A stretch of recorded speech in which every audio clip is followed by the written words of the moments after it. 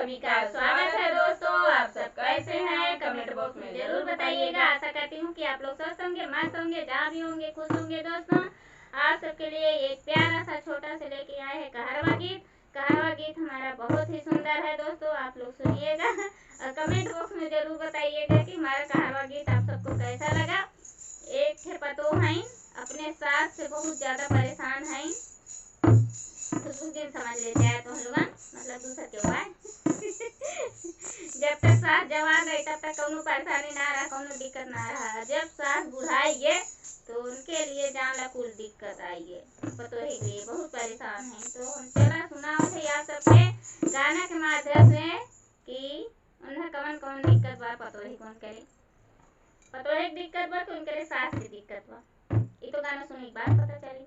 आप हमारा वीडियो पूरा फुल वॉच करके ही देखिएगा, तभी आपको पता चलेगा। इस गाने में सास बहू की नोक-झोंक आप सबको कैसी लगी कैसी नहीं लगी कमेंट बॉक्स में अपनी राय जरूर दीजिएगा। ठीक बा। हे बूढ़ा कौन